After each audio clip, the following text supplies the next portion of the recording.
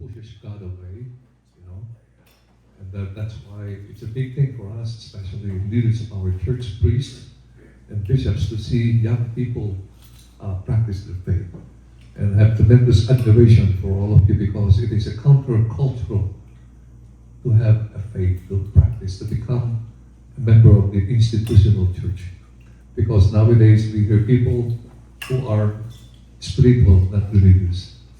They don't want to belong to a particular institution or church, but they want to have a free practice of their own faith personally and individually.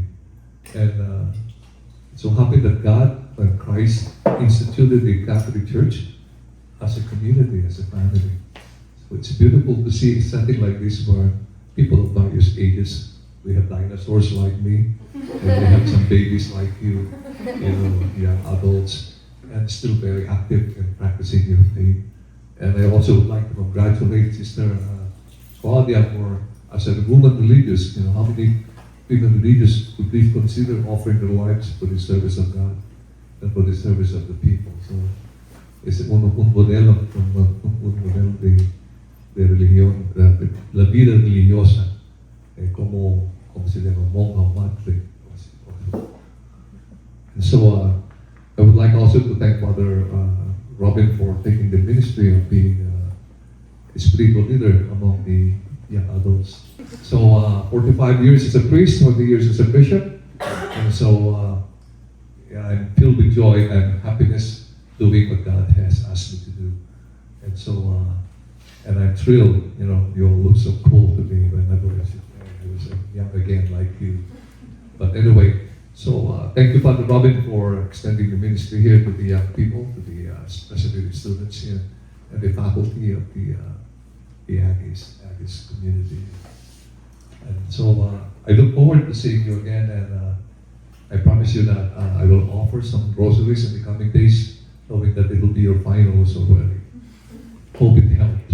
But don't forget to study though. There's a saying that God helps those who help themselves. Right? You can pray all the way you want, but if you don't study, you're not going to pass. So in other words, be conscious and the intent in saying to it that whatever you do it with much heart. There's a saying in Latin, non vive scolestatissimus. We don't study for school, but we study for life. We study not for school, for grades, but we study for life. And so let it be a beautiful motto for all of you. And I hope that also you are very young, in case you spend some time in prayer, maybe you could ask God whether God is calling you in some mysterious ways to become priest and nun someday. So it's not. I always ask the young men, I said, have you thought of becoming a priest? They laugh at me and said, come on, Bishop. I said, me? Becoming a priest? I said, well, do you like girls? I said, yes. Me too, I said. That's the number one qualification of becoming a priest. You like girls, but you don't like them too much that you forgot that you are called to become a priest. And so likewise, the women, it's not remote to hear the calling from God. Sometimes you just don't heard it because you are immersed in so many other preoccupations. But there are times when maybe you sit down in prayer, just for the heck of it, and say, Lord, what exactly do you want me to do? What is the meaning and purpose of my life, why you brought me to this world? But sometimes you have to ask those questions. And then praying, you might discover, that, man, I didn't realize that I have a calling. So don't be surprised, because I never wanted to become a priest myself. I wanted to be a doctor. And when I left the seminary, I told my mom, I don't want anymore to study to become a priest. I said, my mom was crying. I said, oh, the greatest joy you're going to give me as your mother is to have a priest son.